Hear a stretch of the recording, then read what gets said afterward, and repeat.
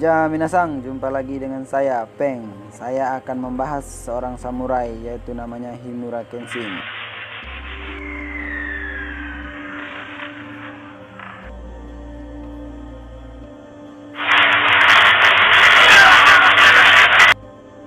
Film ini dirilis dan diterbitkan sama saja bro, itu tanggal 25 Agustus 2012.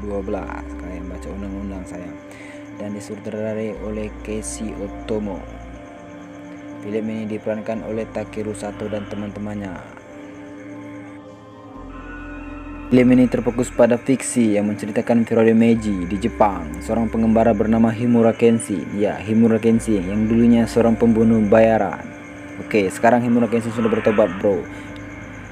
Atau bisa disebut dengan Hitokiri Batosai. Setelah perang Bakumatsu, Kenshin mengembara ke seluruh Jepang. Ya, ke seluruh Jepang, nggak ke Indonesia dia bro. Dan berjanji tidak membunuh lagi.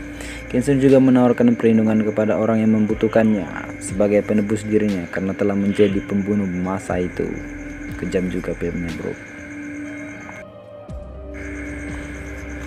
Oke, lanjut. Pada malam tanpa bintang, bangkitlah seorang Batosai yang bernama Jin-E. Jin-E ini yang nantinya akan menjadi lawan Kenshin di akhir film. Jin-E selalu mengatasnamakan Di sini Jin-E selalu mengatasnamakan Batosai setiap dia membantai. Sudah 10 tahun perang Bakumatsu berakhir. Disinilah Himura mulai mengembara mengelilingi kota.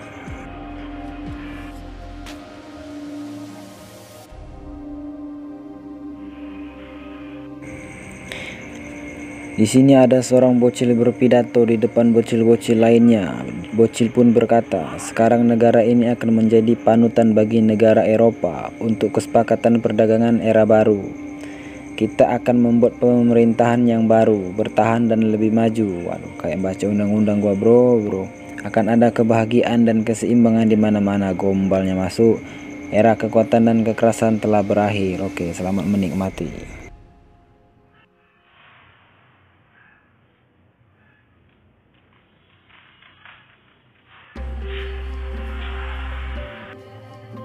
Namanya Megumi, dia terkenal sebagai ahli obat-obatan. Dan Megumi juga dipaksa membuat opium, ya sejenis ekstasi hitam. Karena tidak ingin niat busuknya tercium, Kang Ryu juga membantai semua teman-temannya.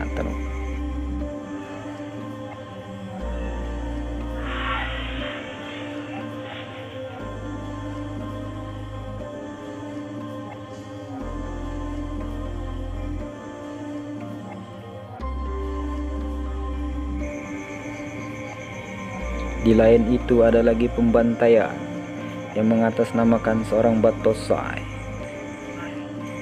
Polisi ini namanya Ucho. Ucho ini adalah mantan Batosai di dahulunya.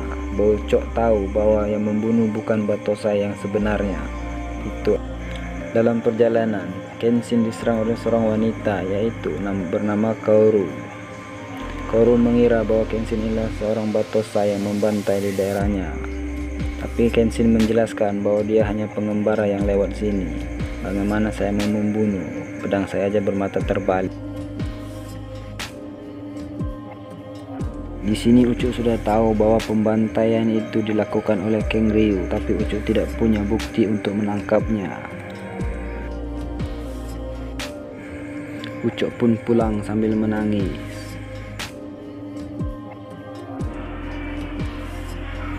Kang Ryu pun mulai pusing bahwa niat busuknya sudah diketahui oleh polisi dan tukang obat telah kabur. Batosai akan mencarinya. Sekarang Megumi berlindung di kantor polisi, tapi naasnya semua polisi dibantai habis oleh Batosai.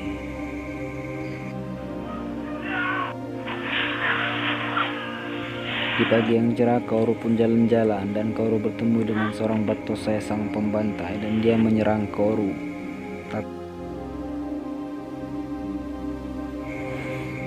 Tiba-tiba si ganteng datang dan menyelamatkan Kaoru. Oke, dipeluknya pula lagi.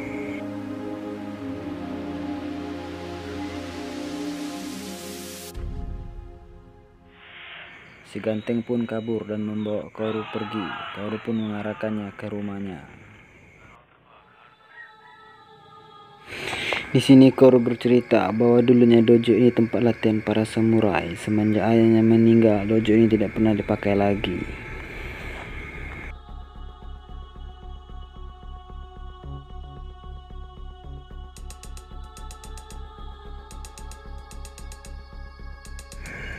Ini bocil yang lagi kalah main FF. Esok harinya rumah Koro diserang oleh preman. Preman ini mengatasnamakan Batosa yang ingin memiliki tempat Koro. Tapi tiba-tiba Kimura Kenshin datang dan menyerang semuanya. Akhirnya semuanya bisa babak belur, bangkas, belungkas, kelingkas. Mati apa kau letak kau tulang kau ngadu kata berbang loncat tinggi-tinggi. Patah kecil kau.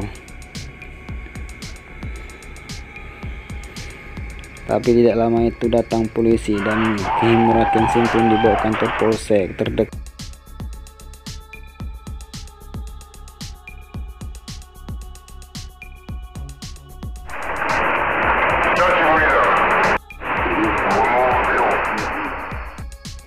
Di sini Pak Polsek meminta Kenshin untuk membantu mencari Batosai gadungan itu, tapi Bang Kenshin tidak ingin membantunya karena Kenshin telah berjanji bahwa dia tidak akan membantai lagi. Oke, jadi ceritanya Bang Kenshin ini tobat ya kawan ya. Sekarang Kenshin sudah bebas bersara dan dijemput oleh Koro. Koro bilang, ayo hari hujan kita pulang saja, dingin. Pada malam harinya Koro mengajak Kenshin makan, tapi sayangnya ada jomblo tidak bertuan dan Kenshin menantangnya untuk bertarung di luar. Aduh, nasib kau jomblo.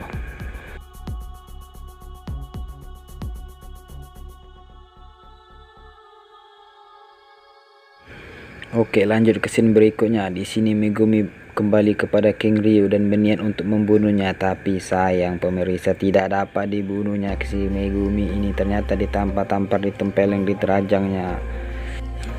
Tidak lama itu datang Kenshin dan si jomblo tadi untuk menyelamatkan Megumi Shinji. Oh salah, Megumi saja bukan Shinji-nya nggak ada. Di sini semua pasukan King Ryu dibantai oleh Kenshin. Udah babak belur, patah pinggang, patah semuanya. Waduh.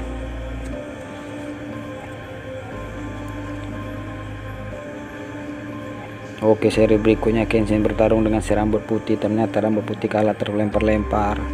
Oke, si Kenshin sudah mengeluarkan jurusnya, jurus handalannya. Oke, diserang lagi. Oh, ternyata kena perutnya. Di sini Kenshin ditembak di layar lutut, ternyata langsung diserang dan dilantaknya kepalanya. Oh, mantap.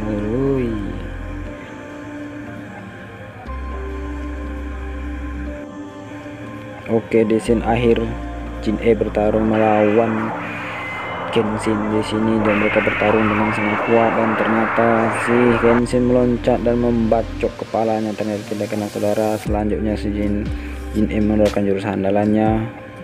Oke, kita lihat berikutnya. Dan mereka bertarung lagi, si Kenshin kena tusuk. Oke, ternyata kepalanya Jin E kena tongkatnya bro. Inilah jurus andalannya si Kenshin.